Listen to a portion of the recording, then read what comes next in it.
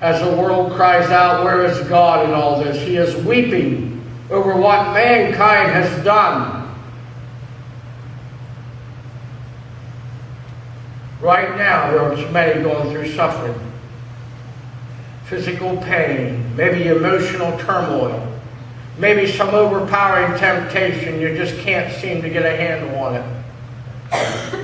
And you're asking why. Does this describe you this morning?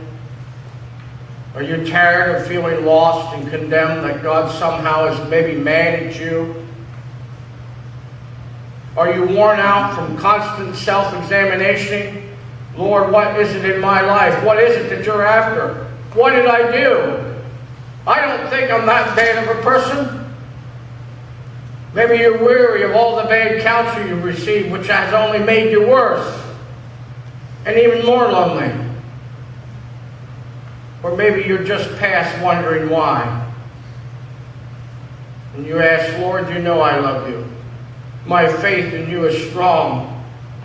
But this trial just keeps going on and on.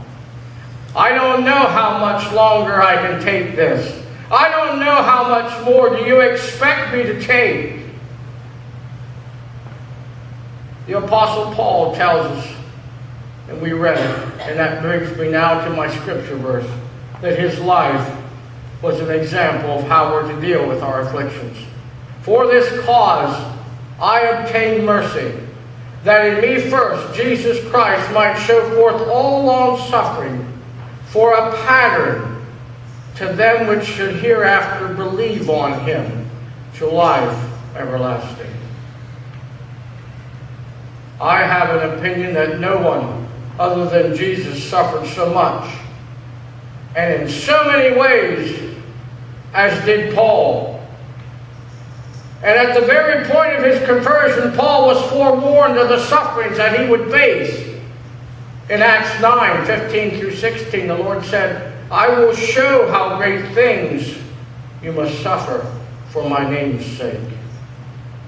What Jesus was saying here is, I'm going to show you, Paul, how greatly you will suffer for my sake. Paul's life was to serve as an example.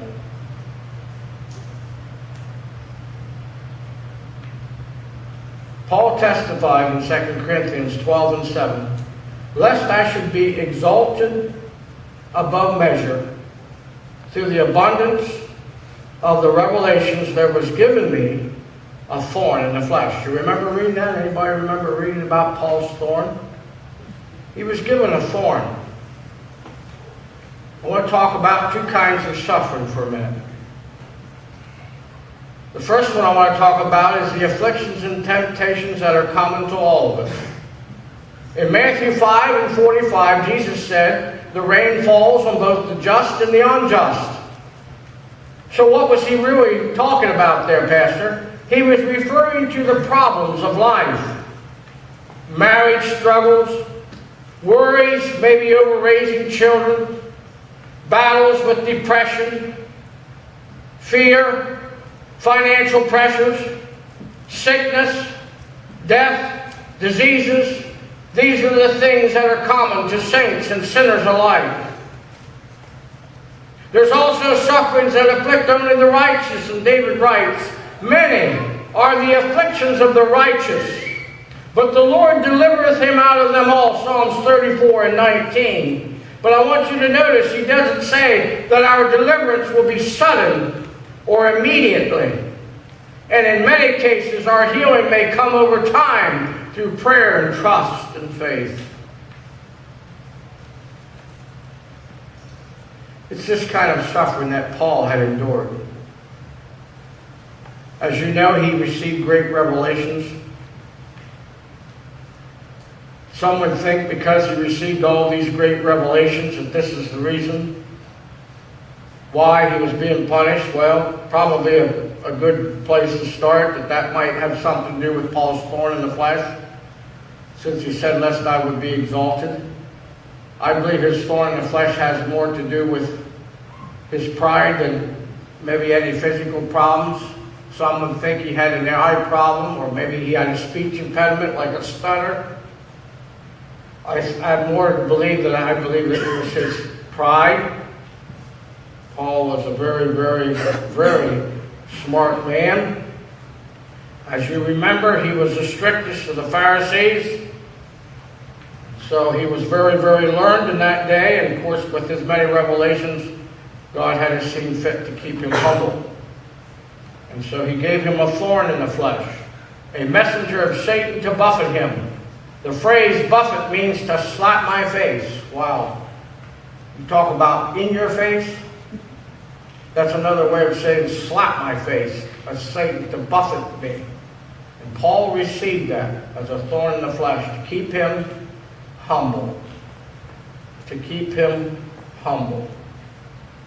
You see, the devil couldn't buffet Paul without getting God's permission. God permitted Satan to test Job. God had a purpose in allowing Paul's thorn.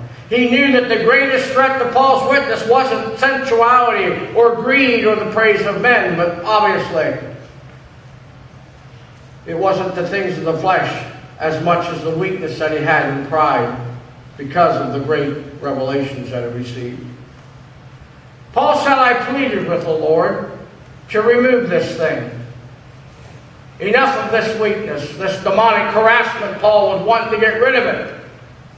How long must I be humbled by these attacks? How long do I have to endure these sufferings? Lord, deliver me. And so Paul's example concludes with God's answer to him. God didn't bother to explain anything to Paul. He didn't grant his request for an end of this thorn. He did not remove the thorn or drive away the messenger of Satan. But God gave Paul something that was much better. He revealed to Paul how he would make it through each day.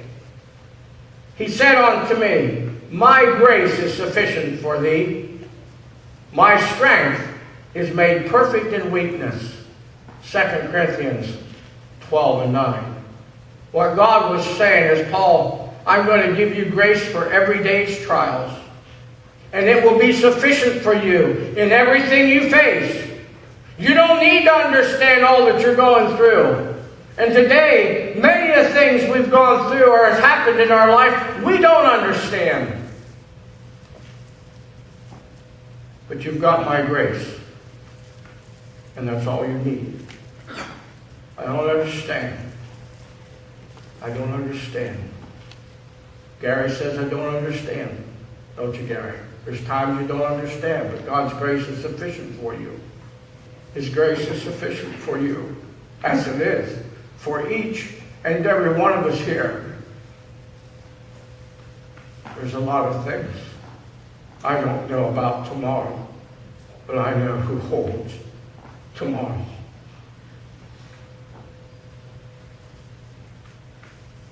It's no sin to ask God why. Why all your suffering? Why all the never-ending pain? God doesn't answer, it seems, these kinds of questions. He doesn't owe us any explanation for our sufferings. David asked sincerely, why art thou cast down, O my soul? Why hast thou forgotten me? Why go I mourning because of the oppression of the enemy? Why art thou so disquieted within me? Psalms 42, verses 5, 9, and 11. I know God loved David, but I can tell you the scripture doesn't record of God ever answering any of David's questions as to those whys. Jesus asked, why can't this cup pass from me? Father, why have you forsaken me? Matthew 26, verse 39. Nowhere in the Bible do we read an answer from God to his beloved Son's question. I believe once we're in heaven, the Lord will explain all to us. We'll have an eternity to have our questions answered. And he will once reveal it all to us. And we'll see that everything was part of a perfect plan orchestrated by a loving Father who knew what it would take to keep us and our faces moving forward and toward Him. And until that day, God says, I have all the grace you need to overcome. We've often heard grace defined as God's riches at Christ's expense, the unmerited favor and blessings of God.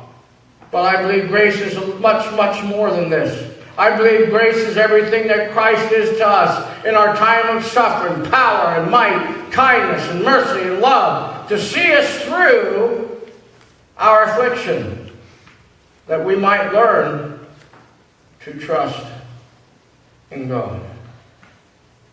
As I look back over the years, I can testify that God's grace has been enough. His grace has brought me through, and that it's enough for today. Remember, the Lord said, don't worry about the things of tomorrow, for sufficient are the evils thereof of today. So His grace will sustain me today.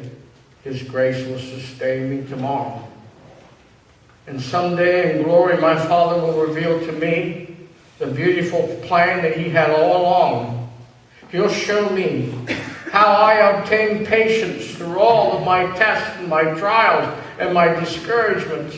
How I learned compassion for others. How His strength was made perfect in my weaknesses. How I learned His utter faithfulness toward me. How I hopefully became more like His Son, Jesus.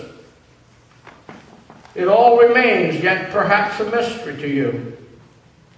But I'm prepared to accept that until Jesus comes for me, His grace is sufficient. And through it all, I'm still being given an ever-increasing measure of Christ's strength. My greatest revelations of His glory have come during my hardest times and my weaknesses. In my lowest moments, He will release in me and in you the full measure of His strength. We may never understand our pain and depression and discomfort. We may never know why our prayers for healing haven't been answered. But we don't have to know why. Our God has already answered us. You've got my grace. And my beloved child, that is all you need.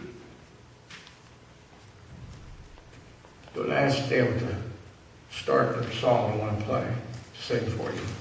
While I'm singing, I want you to come. I want you to come and stand at this altar and be anointed. We'll pray with you.